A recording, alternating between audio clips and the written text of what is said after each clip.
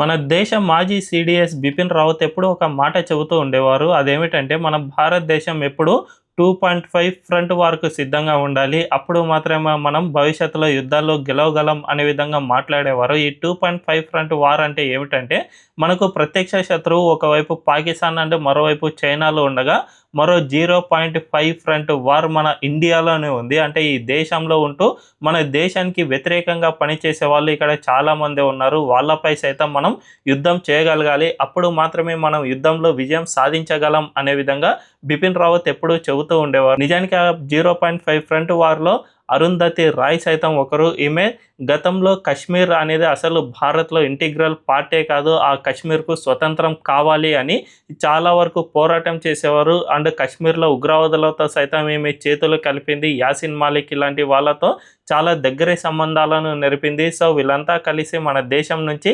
కశ్మీర్‌ను వేరు చేయాలి అనే విధంగా కుట్ర పన్నిన వాళ్ళు. అలాంటి అరుంధతి రాయ్ తాజాగా కొన్ని కీలక వ్యాఖ్యలు చేసింది. All India student association AISA జేఎన్యూలో ఒక చిన్న సమావేశాన్ని నిర్వహించింది. ఆ సమావేశంలో అరుంధతి రాయ్ మాట్లాడుతూ లవ్ జిహాద్ అనేది అసలు అది నేరమే కాదు, అది ఒక రొమాంటిక్ యాంగిల్లో మనం చూడాలి.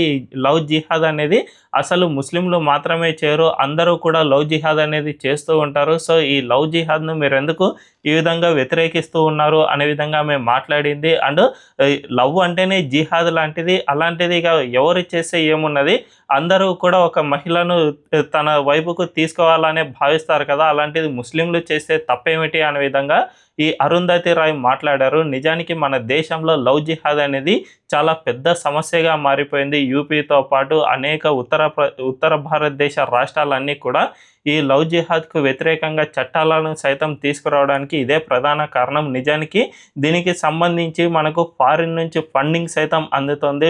ఉత్తరప్రదేశ్లో రీసెంట్గా ఒక చంగూర్ బాబా అనే ఒక వ్యక్తి భాగవతం బయటపడింది.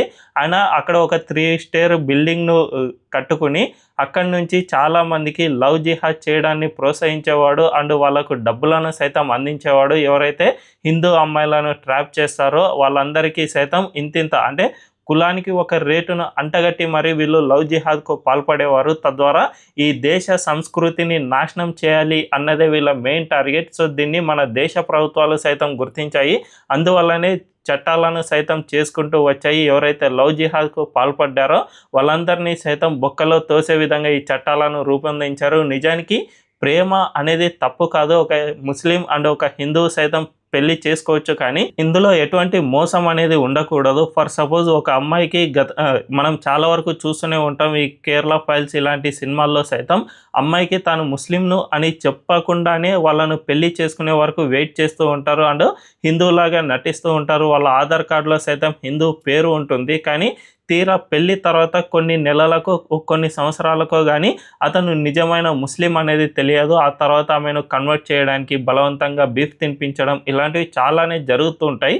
సో ఇందులో మోసం అనేది ఉంటుంది. నిజంగా అతను పెళ్లి చేసుకోవాలి అని అనుకుంటే ఆ అమ్మాయికి తాను ముస్లింను అని తన ఫ్యామిలీని సైతం పరిచయం చేసి ఆ అమ్మాయిని ఒప్పించి పెళ్లి చేసుకుంటే అది తప్పు కాదు. మన చట్టాల్లో సైతం అదే ఉంది. అంటే ఎవరైనా ఈ విధంగా పెళ్లి చేసుకోవాలి అని అనుకుంటే అక్కడ స్థానిక జిల్లా కలెక్టర్కు నెల ముందే వాళ్ళకు సమాచారం ఇవ్వాలి. అందుకు సంబంధించిన ప్రొసీజర్ అనేది ఉంటుంది. ఒక నెల వరకు అక్కడ నోటీస్ బోర్డులో పలానా 2 వ్యక్తులు పెళ్లి చేసుకుంటూ ఉన్నారు, ఎవరికైనా అభ్యంతరం ఉంటే తెలపండి అనే విధంగా నోటీస్ బోర్డులో సైతం అంటించి ఉంచుతారు. అప్పటి వరకు ఎవరికి అభ్యంతరాలు లేవు అంటే మాత్రం వాళ్ళు ఖచ్చితంగా పెళ్లి చేసుకోవచ్చు. కానీ ఈ విధంగా కనుక ఎవరైతే ఐడెంటిటీ మార్చి మోసం చేయడానికి ప్రయత్నం చేస్తారో వాళ్ళందరికీ లవ్ జిహాద్ అనేది వర్తిస్తుంది. సో ఈ విధంగా క్రిమినల్స్ను వెనకేసుకుని అరుంధతి రాయ్ లాంటి దేశద్రోహులు సైతం మన దేశం మోస్తుంది అంటే ఇలాంటి వాళ్ళను ఏం చేయాలో మీరే కామెంట్ల రూపంలో తెలియజేయండి.